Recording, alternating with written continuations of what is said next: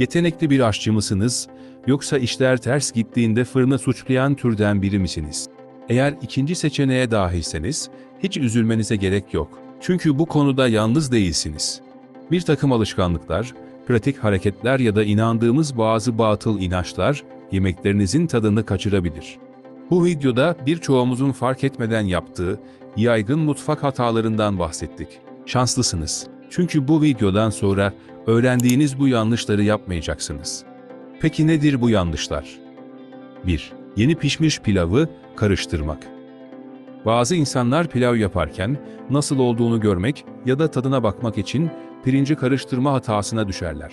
Ancak bunu yapmak pirinci daha da sulu bir hale getirir. Bunun nedeni ise karıştırılan pirincin içindeki nişastanın serbest kalması ve liflerinin kırılmasıdır.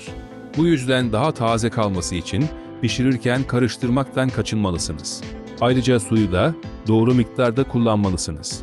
Genellikle tahılın türüne bağlı olarak her yarım bardak pirinç için 1 bardak su ilave edin ve aynı zamanda pişme süresinin de iyi ayarlanması gerekir. Beyaz pirinç için 15 ila 20 dakika, kahverengi pirinç için ise yaklaşık 45 dakika beklemeniz yeterlidir. 2. Tüm yiyecekleri kesmek için aynı bıçağı kullanmak. Herhangi bir yemeği hazırlamak için tek bir bıçak kullanmanın işten tasarruf sağladığını düşünüyorsanız yanılıyorsunuz. Aslında her kesim için doğru ve farklı bıçağı kullanmak tüm süreci daha kolay ve daha hızlı hale getirir. Kırmızı eti kesmek için büyük bir bıçak seçin. Sebzeler, meyveler ve hatta kemikli kümes hayvanları için küçük bir bıçağı tercih edin. Ekmek kesmek için ise tırtıklı bir bıçak daha kullanışlıdır. 3. Dondurucudan çıkarılan eti hemen pişirmek. Bir parça eti dondurucudan çıkarıp ateşe, fırına veya ızgaraya koymak da çok yaygın görülen hatalardandır. Bu, aslında küçük gözükse de çok büyük bir hatadır. Çünkü bu hata sonucu etin dışı pişmiş gibi görünse de içi çiğ kalacaktır. Özellikle de kırmızı eti pişirmeden bir gece önce dondurucudan çıkarmanız tavsiye edilir. Dondurucudan çıkardığınız eti pişirmeden 24 saat önce buzdolabına koyabilirsiniz. Böylece buzunun çözülmesi için gerekli tüm şartları sağlamış olursunuz. 4. Tencere soğukken malzeme eklemek. Diğer bir yaygın hata da yiyecekleri soğuk tavaya ya da tencereye koymaktır. Bu şekilde pişirilen yiyecekler her zaman daha fazla yağ emer. Yapılması gereken önce tencereyi ısıtmak, sonra yağ eklemek ve en sonunda da yiyecekleri eklemektir. Tencere ve tavanın 2 ila 3 dakika boyunca ısınmasını beklemeniz yeterlidir. 5. Yanlış tipte yağ kullanılması. Tüm yemeklik yağlar aynı değildir. Bazıları kızartma ve soteleme için mükemmeldir. Fakat bazıları ise yüksek sıcaklıklarda kullanıldığında ekşi bir tat verir. Saf zeytinyağının rengi diğerlerine göre daha koyudur ve aroması daha güçlüdür.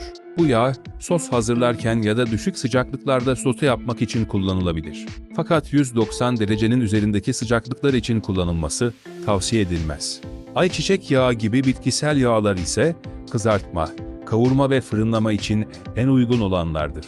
Mısır yağı daha yumuşaktır. Pişirme ve derin kızartma yöntemleri için kullanılır. Kanola yağı, kolza bitkisinden elde edilir. Fırınlama, ızgara, tavada kızartma ve kavurma için kullanılabilir. 6. Bifteyi hemen dilimlemek. Eti buzdolabından çıkarır çıkarmaz baharatlamanın yanı sıra çok sık yapılan bir başka hata da pişirme işlemi biter bitmez dilimlemektir. Fırından ya da ateşten aldığınız eti birkaç dakika dinlendirirseniz etin pişme işlemini tamamen bitirmesine imkan vermiş olursunuz. Bu durumda da et daha sulu ve lezzetli olur. Hem de ağzınız yanmamış olur. 7. Makarnayı pişireceğiniz suya yağ eklemek. Aslında bu basit hata, yaygın olarak yapılan ve acilen çürütülmesi gereken bir efsanedir. Makarna suyuna yağ eklemek, makarnanın tencereye yapışmasını engeller. Ancak makarnayı ağırlaştırarak sosa yapışmasını da engeller. Bunun en temel sebebi yağın suyla karışmamasıdır. Yani anlayacağınız, soslu bir makarna yapmak istiyorsanız yağ eklememelisiniz. 8. Yemek hazırlarken tadına bakmamak. İdeal hijyen koşulları sağlandığı sürece yemek pişirirken tadına bakmakta bir sakınca yoktur.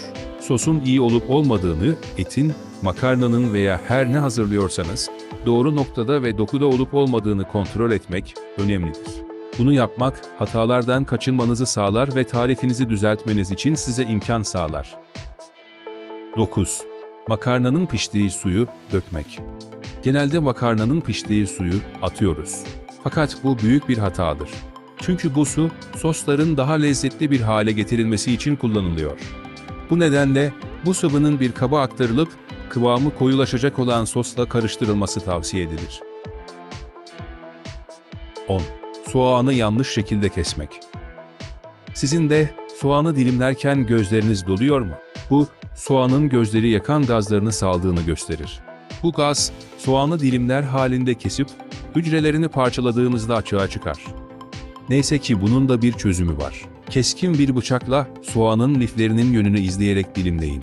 Bunlar kökten gövdeye uzanan çizgilerdir. Soğanı, çizgilerini takip ederek ve şeritler halinde keserseniz, daha az aerosol üretmesini sağlamış olursunuz. Yemeklerinizi daha lezzetli hale getirmek için başka pişirme ipuçları biliyor musunuz? Onları burada yorumlar bölümünde bizimle paylaşmaktan çekinmeyin.